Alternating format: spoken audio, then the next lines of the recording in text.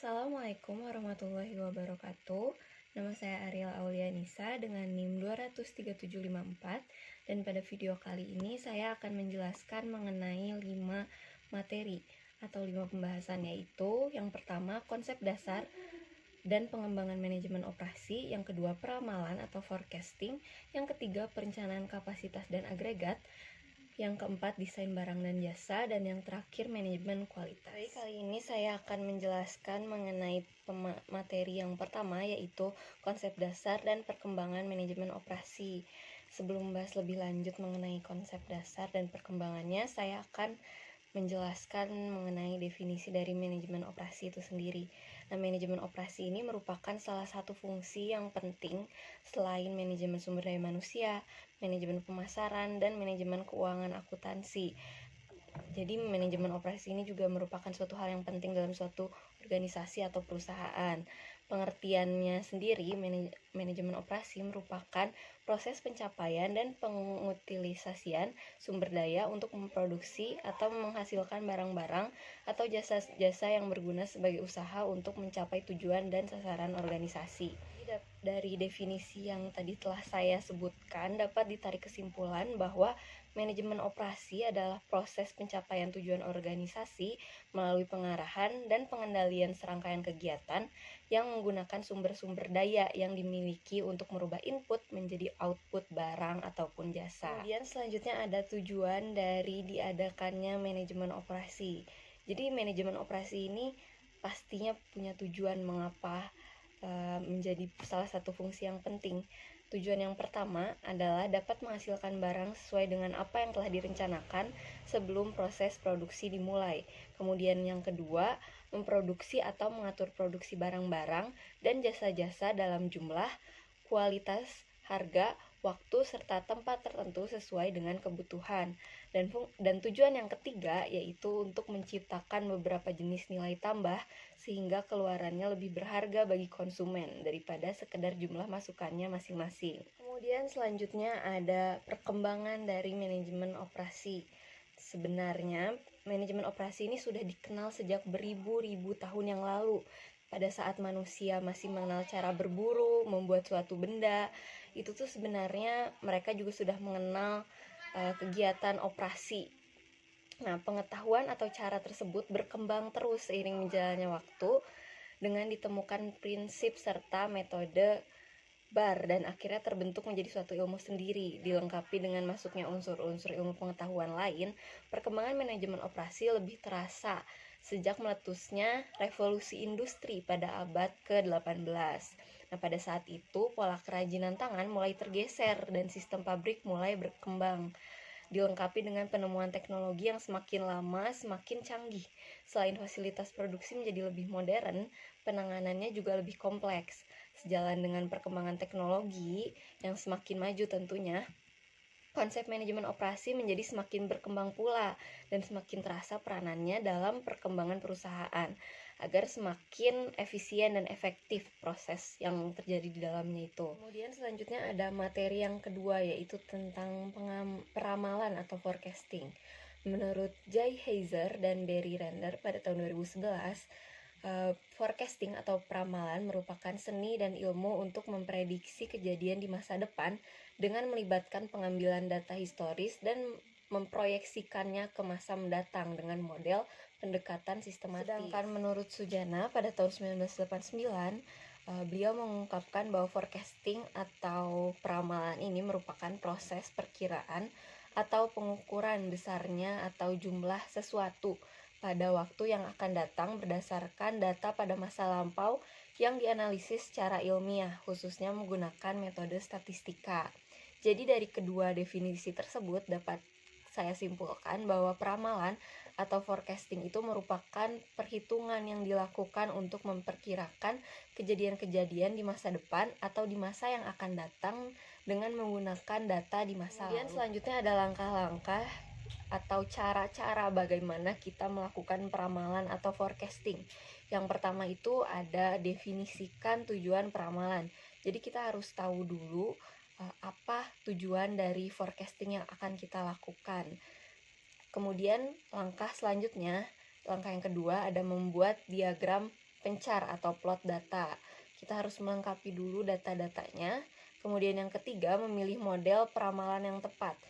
Pada langkah yang pertama tadi kita sudah menentukan atau mendefinisikan tujuan dari peramalan yang akan kita lakukan. Kemudian dari tujuan tersebut kita pasti akan mengetahui model peramalan mana sih yang tepat untuk forecasting yang akan kita lakukan sekarang. Kemudian yang langkah yang keempat, melakukan peramalannya berdasarkan data-data yang telah tadi kita siapkan, data-data dari masa lalu. Selanjutnya langkah yang kelima yaitu hitung kesalahan ramalan atau forecast error. Karena tadi pada langkah yang keempat kita sudah melakukan peramalannya, dan pada langkah yang kelima ini kita menghitung kesalahan pada peramalan yang telah kita lakukan. Nah, itu ada rumusnya. Untuk rumusnya yaitu nilai data aktual pada periode peramalan dikurang nilai hasil peramalan pada periode peramalan. Itu nanti akan ditemukan kesalahannya. Kemudian akan diperoleh jumlah kuadrat kesalahan peramalan yang disingkat menjadi SSE atau Sum of Squared Errors. Kemudian langkah selanjutnya, langkah yang keenam, pilih metode peramalan dengan kesalahan yang terkecil. Jadi kita harus menentukan juga nih metode peramalan mana sih yang akan menimbulkan atau menghasilkan kesalahan yang paling kecil. Kemudian langkah yang terakhir yaitu lakukan verifikasi. Ada metode peramalan. Metode peramalan ini ada beberapa metode. Yang pertama yaitu metode kualitatif. Nah, metode ini tuh tidak menggunakan model matematis, karena biasanya data yang ada tidak cukup representatif untuk meramalkan masa yang akan datang. Kemudian selanjutnya ada metode kuantitatif. Metode ini tuh merupakan kegiatan peramalan dengan menggunakan angka-angka, karena dari namanya juga tadi kuantitatif, berarti berhubungan dengan angka ya, sebagai dasar untuk memperkirakan kondisi yang akan datang. Kemudian selanjutnya ada metode time series. Metode ini menggunakan analisa pola hubungan antara variabel yang akan diperkirakan dengan variabel waktu. Kemudian ada juga metode tangan bebas. Metode ini menarik secara bebas garis yang akan menentukan nilai permintaannya. Nah, kemudian selanjutnya juga ada metode setengah rata-rata. Metode ini merupakan metode yang menghitung dari rata-ratanya. Kemudian selanjutnya kita akan masuk kepada pematerian yang ketiga, yaitu pematerian mengenai perencanaan kapasitas dan agregat. Sebelumnya saya akan menjelaskan definisi dari perencanaan agregat dan kapasitas terlebih dahulu. Nah, definisi dari perencanaan agregat dan kapasitas adalah hasil produksi atau jumlah unit yang dapat ditahan, diterima, disimpan, atau diproduksi oleh sebuah fasilitas dalam suatu periode waktu tertentu. Kapasitas ini tentunya mempengaruhi sebagian besar biaya tetap.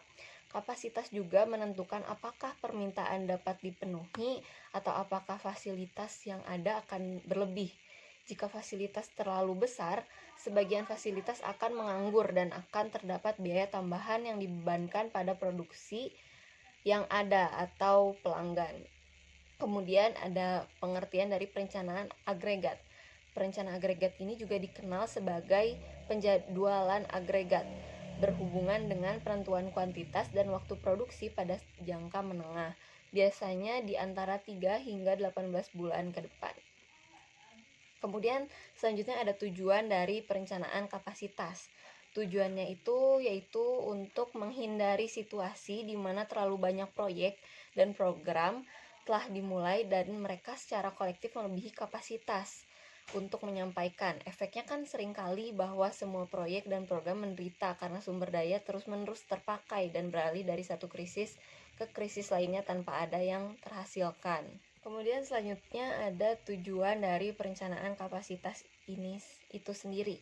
Tujuannya itu untuk menghindari situasi di mana terlalu banyak proyek atau program yang telah dimulai dan mereka secara kolektif melebihi kapasitas organisasi untuk menyampaikan, sehingga efeknya itu seringkali bahwa semua proyek dan program menderita karena sumber daya yang mereka gunakan terus-menerus terpakai gitu dan beralih dari satu krisis ke krisis lainnya tanpa ada yang terhasilkan. Jadi percuma gitu mereka karena terlalu banyak program sehingga tidak ada yang dihasilkan. Tujuan dari perencanaan kapasitas ini untuk menghindari hal tersebut. Kemudian selanjutnya perencanaan kapasitas itu dibagi menjadi 3. Yang pertama ada perencanaan kapasitas jangka pendek, yang kedua perencanaan kapasitas jangka menengah, dan yang ketiga perencanaan kapasitas jangka panjang. Nah, perbedaan dari ketiga macam kapasitas ini terletak pada waktunya. Kalau perencanaan kapasitas jangka pendek itu hanya berlangsung selama 3 bulan, kemudian perencanaan kapasitas jangka menengah itu dari 3 bulan sampai 36 bulan, dan kapasitas jangka panjang itu lebih dari 3 tahun. Kemudian selanjutnya ada faktor yang harus diperhatikan pada saat kita melakukan perencanaan kapasitas. Yang pertama itu kita harus memperhatikan kapasitas dari bahan baku. Yang kedua, kapasitas jam kerja mesin. Yang ketiga, kapasitas jam tenaga kerja. Dan yang keempat, modal kerja. Nah, keempat faktor itu harus sangat kita perhatikan sebelum melakukan perencanaan kapasitas, agar proses perencanaan kapasitas pun berjalan dengan maksimal. Kemudian selanjutnya ada metode perencanaan kapasitas. Yang pertama itu ada metode break-even point, dan yang kedua ada metode linear programming. Selanjutnya ada 4 hal yang diperlukan untuk perencanaan agregat. Yang pertama adalah keseluruhan unit yang logis untuk mengukur penjualan dan output. Yang kedua, prediksi permintaan untuk suatu periode perencanaan jangka panjang menengah yang layak pada waktu agregat. Yang ketiga, metode untuk menentukan biaya. Dan yang keempat, model yang mengombinasikan prediksi dan biaya sehingga keputusan penjadwalan dapat dibuat untuk periode perencanaan. Kemudian ada strategi pilihan kapasitas. Sebuah perusahaan dapat memilih pilihan kapasitas dasar atau produksi dengan berbagai strategi. Yang pertama itu mengubah tingkat persediaan. Yang kedua, meragamkan jumlah tenaga kerja dengan cara mengkaryakan atau memberhentikan. Yang ketiga, meragamkan tingkat produksi melalui lembur atau waktu kosong. Yang keempat, subkontrak. Dan yang kelima, penggunaan karyawan paruh waktu atau part-time. Kemudian ada strategi pilihan permintaan. Strategi yang pertama itu memengaruhi permintaan. Yang kedua, tunggakan pesanan selama periode permintaan tinggi. Yang ketiga, perpaduan produk dan jasa yang countersensual dengan musim yang berbeda. Kemudian ada tujuan dari perencanaan agregat. Tujuannya itu yang pertama untuk pengumpulan atau aggregation. Yang kedua untuk tenaga kerja. Yang ketiga untuk kelompok produk, dan yang keempat waktu. Sifat perencanaan agregat itu menurut istilah berarti mengombinasikan sumber daya yang sesuai ke dalam jangka waktu keseluruhan. Perencanaan harus memilih tingkat output untuk fasilitas selama 3-18 bulan yang akan datang. Kemudian ada input dari perencanaan agregat. Inputnya itu ada 4. Yang pertama sumber daya, kebijakan, peramalan, permintaan, dan biaya. Itu adalah keempat input untuk perencanaan agregat. Nah, kemudian ada outputnya juga nih tentunya. Outputnya itu yaitu biaya total perencanaan dan tingkat perencanaan yang diperkirakan. Ada juga beberapa metode untuk perencanaan agregat ini. Yang pertama dengan pendekatan optimasi. Yang kedua dengan pendekatan heuristik. Nah, untuk pendekatan optimasi ini menggunakan program linier, aturan HMMS atau Linear Decision Rule, dan yang ketiga Search Decision Rule. Sedangkan pendekatan heuristik menggunakan metode grafik, metode pengendalian persediaan, dan metode pengendalian tenaga kerja. Kemudian ada materi yang keempat, yaitu desain barang dan jasa. Sebelumnya, saya akan menjelaskan pengertian dari desain. Desain adalah kegiatan kreatif yang melibatkan penciptaan sesuatu yang baru dan berguna yang belum ada sebelumnya. Kemudian, ada pengertian dari desain produk. Desain produk ini merupakan totalitas fitur yang mempengaruhi tampilan, rasa, dan fungsi produk berdasarkan kebutuhan pelanggan. Kemudian, ada alasan kenapa sih desain produk ini perlu dilakukan.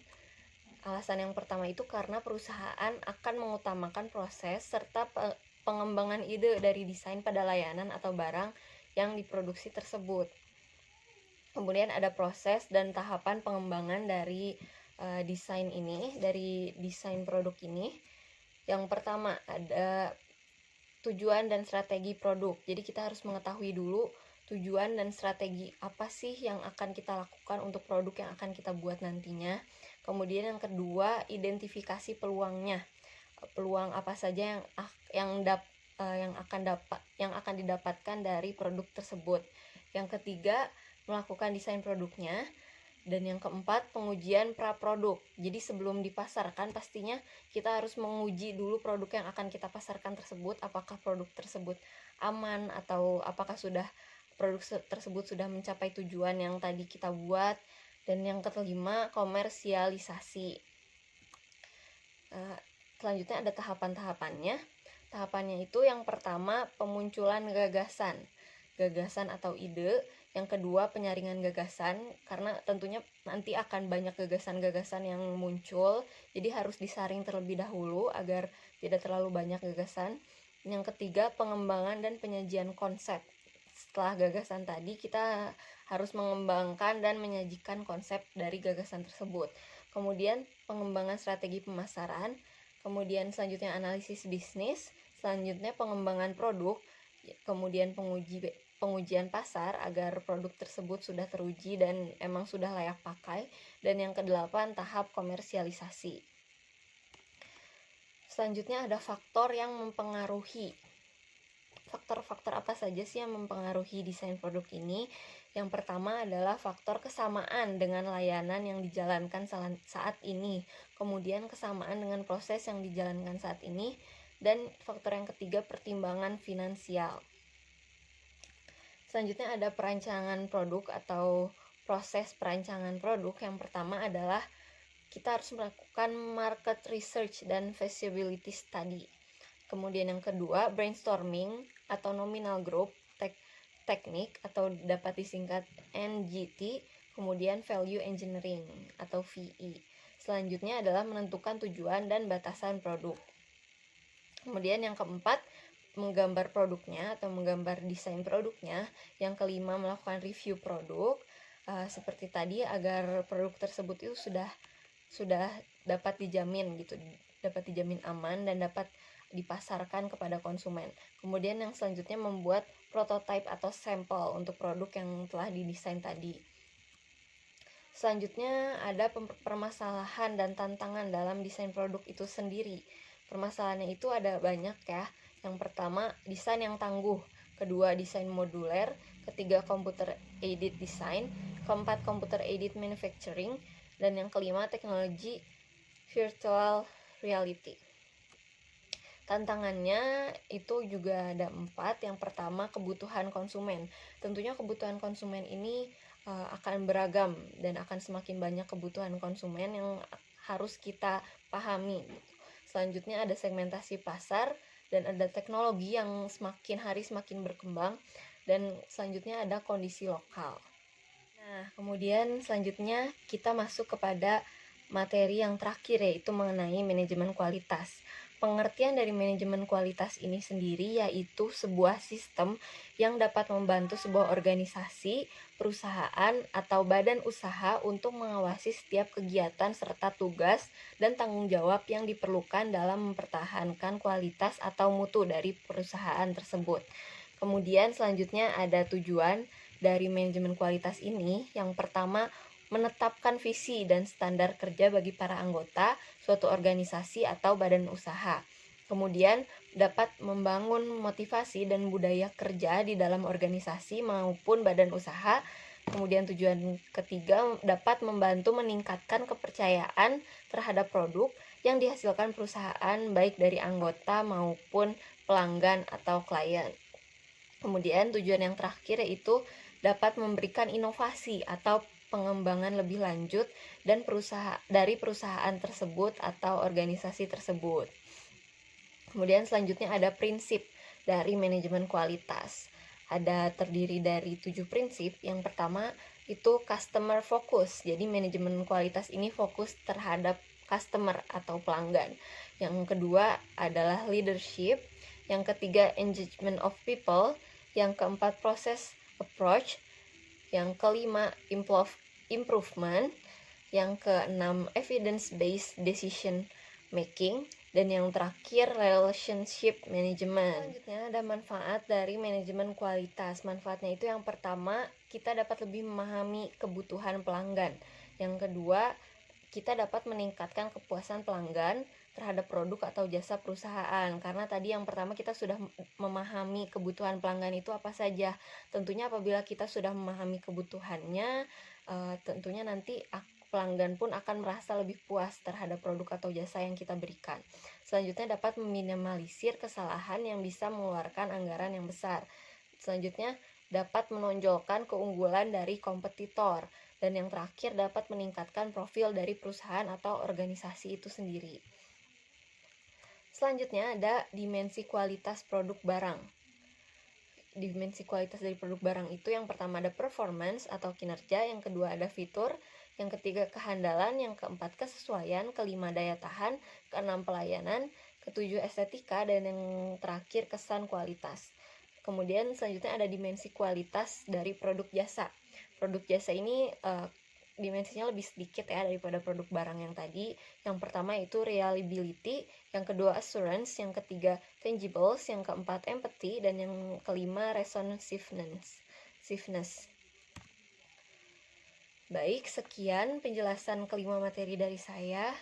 Wassalamualaikum warahmatullahi wabarakatuh.